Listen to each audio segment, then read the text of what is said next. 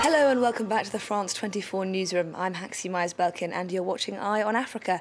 Coming up on the show, as French President François Hollande announces plans for a memorial and museum commemorating the victims of slavery, we visit the Gambian slave island at risk of eroding into the sea.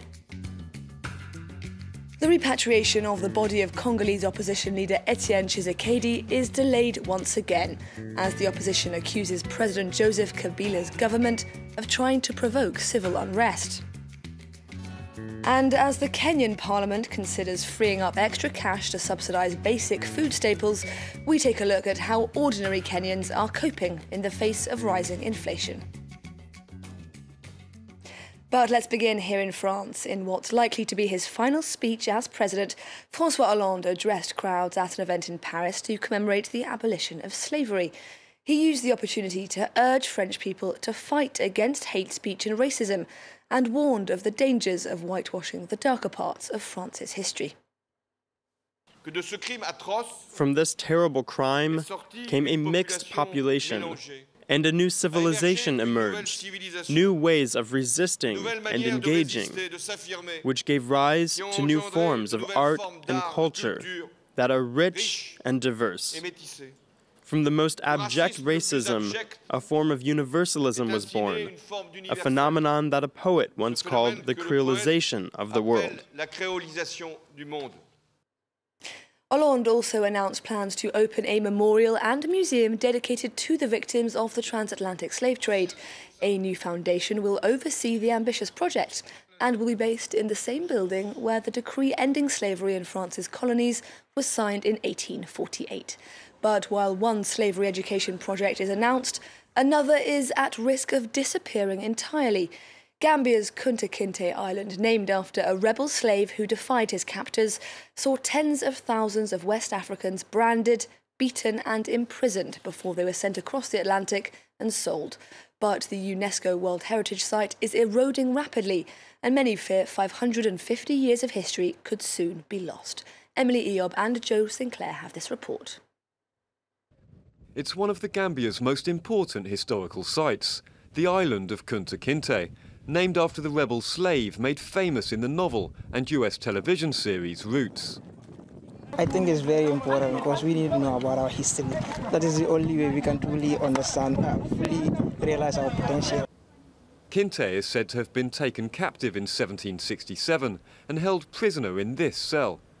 The island fort housed dozens of West Africans like him who were chained and branded before being shipped to the New World. But the UNESCO World Heritage Site, deep in the mouth of the River Gambia, is being eroded away. Before, the island was very big, 6 times bigger than this. Today, 6 times smaller, but because of the erosion. Historians say the island was neglected under former President Yahya Jammeh, who instead pushed tours into visiting his own home village. Jammeh was defeated in December polls, ousted from power after 22 years. We were under a lot of pressure, to conform, to how he interpreted, how he wanted to interpret, Gambian history. And our resistance to that, led, the island to suffer, from lack of attention and from lack of funding, particularly, for conservation exercise. There is a small slavery museum across the water near where Kinte is said to have lived. But local historians believe their national hero deserves more, with hopes of a resource centre, shows and educational tours. That would build on Kinte's memory, rather than letting the history get washed away. The repatriation of the body of Congolese opposition leader Etienne Tshisekedi had been scheduled for this Friday, but has now been delayed to an unspecified future date. That decision made by Tshisekedi's Union for Democracy and Social Progress Party, which says its headquarters are being besieged by police. The forces of law and order in turn accusing the UDPS of attacking police premises in Kinshasa. All this as the country remains in the grip of a political crisis provoked by President Joseph Kabila refusing to step down when his term came to an end in December. Our correspondent in Kinshasa, Thomas Nicolan, explains the significance of this battle to repatriate Tshisekedi's body from Brussels to the DRC. We want to give peace a chance. This is what Augustin Kabuya, the UDPS spokesman, says to journalists when they ask him why the main opposition party decided to postpone again the repatriation of Etienne Tshisekedi's body. According to Mr. Kabuya, the authorities want to create chaos around that event, and he says that the UDPS is not going to fall into that trap. Now, the government spokesman Lambert Mende is in Europe at the moment. He did stop in Brussels, where Tshisekedi's body is, and he says that Belgian authorities were never aware that the UDPS wanted to bring Tshisekedi's body back to Kinshasa on the 12th of May. According to Mr. Mende, the UDPS never had the intention to do so, and Mr. Mende says that the UDPS never obtained the right authorization for the burial. Now more and more people in Kinshasa are starting to wonder if Tshisekedi's body will ever be brought back to Kinshasa. Now, she spent over a month behind bars for calling the Ugandan president a pair of buttocks. But Stella Nyanzi, an academic at Makerere University, has now been released on bail. Nyanzi was charged with offensive communication and cyber harassment for a Facebook post that criticised President Museveni and his education minister wife for backtracking on their promise to provide sanitary towels to schoolgirls. Rights groups insisting the charges against the academic are an affront to freedom of expression. Security forces in the Nigerian city of Niamey have responded to a civil society protest with tear gas. The demonstration against bad governance, corruption and electricity shortages had been banned by authorities, but organisers say they hadn't been given enough notice. Authorities, meanwhile, insisting they had. Wednesday's clashes come 4 months after municipal authorities outlawed all weekday street demonstrations. This in a country hard hit by the falling price of both oil and uranium. Kenya's parliament is considering a proposal to curb rising food prices as consumers and businesses continue to suffer the effects of rising inflation. The price jumps are being attributed in part to a regional drought, but many also blame the government for raising taxes and failing to boost production. Such high inflation has become a political liability for President Uhuru Kenyatta, who will be seeking a second term in office this summer. Clement Bonero has the story. In this supermarket in Nairobi, the price of a loaf of bread has nearly doubled since last year.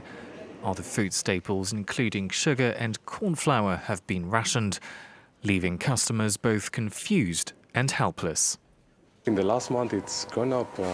It's shocking because I think just 2 days ago, I bought 3 items. It was eggs, a few cakes, and I gave my 1,000 bob expecting change, and there I was being asked, you need to top up. Right now I have a temporary job that pays 200 shillings. I have enough to buy corn flour, but I can't afford vegetables, so I have to cook plain porridge every day. Year-on-year inflation in Kenya was at 11.48% in April, its highest rate in over 5 years. This is partly due to a recent drought, which has caused food production to drop sharply in recent months. But the government has also been blamed for mishandling the economy and raising taxes.